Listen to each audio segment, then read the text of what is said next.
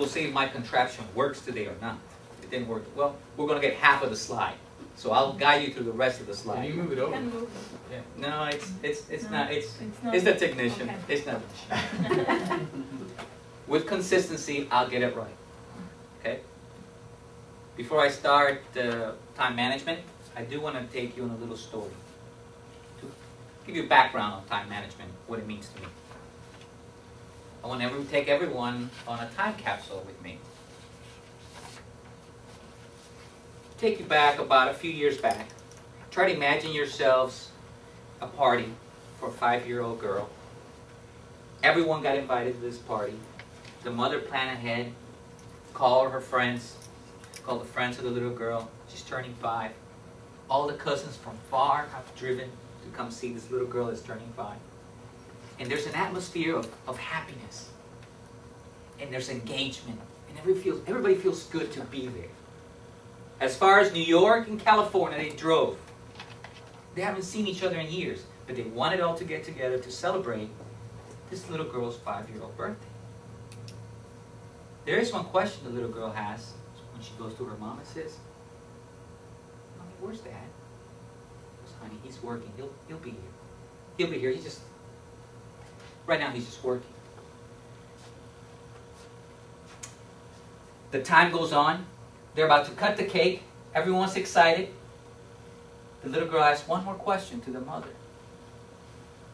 "Where's Daddy?" This time she does not reply. She does not answer. Daddy is working hard trying to get there. But we got to work a lot of hours. Got to pay the bills. So he manages time to get things done at work, but not at home. How do I know this? I'm the dad that missed my 5-year-old little daughter's birthday. I gotta live with that. That happened to me 10 years ago. I learned time management 15 years ago. Very successful at work. But I missed the boat when it came to my family.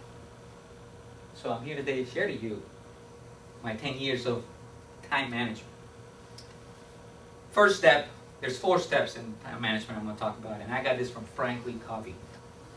I didn't just go there to the seminars. I actually incorporate it in my life. And the first one is urgent and important. That's the first step. Well, what's urgent and important? He says that our time management is broken up into 4 areas. The first one is urgent and important. The first urgent and important would be today's meeting. It's urgent and important. You have to be there. You can't miss it. Or a deadline. Crises. Things that we have really no control, that we have to be there. Those are urgent and important. It's part of your life. You have to be there. You have to do it. Right?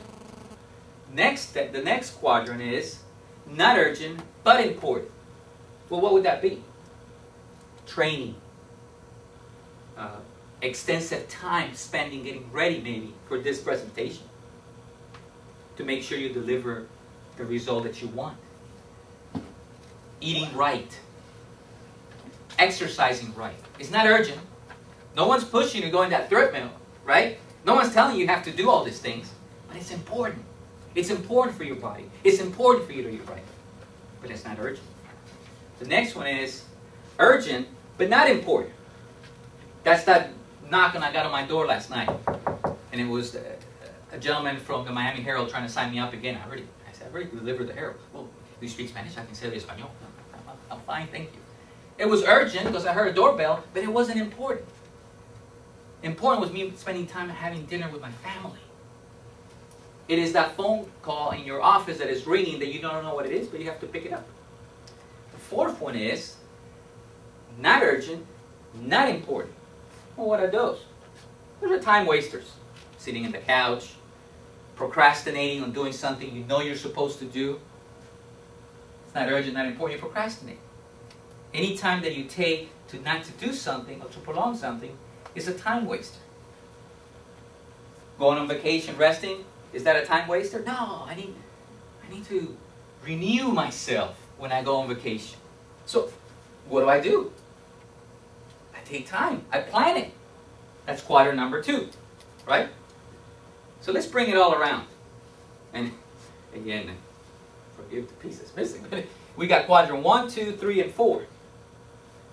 Those are the 4 times the matrix. If you were to spend the most time in which one would you spend it on? It has to be 2. You have to spend your time. If all you have is an hour a day, and each quadrant is 15 minutes, where are you going to spend most of your time? You got to spend it in 2. What's important? Because it makes number 1 smaller. It makes your crises smaller. When you go to the doctor, it'll be you won't have to do exercise because you've been exercising. So quadrant 2 is the answer to time management for me. And it's worked for me in the last 10 years. I can tell you how many times I've turned down positions, or how many times I made less money, but I have a wife, 4 kids, and I've never missed a birthday ever again. So, Martin Luther King said, the right time is important to do what's right. So I invoke this to all of you. What is your right time? For me, being here today, this is my right time.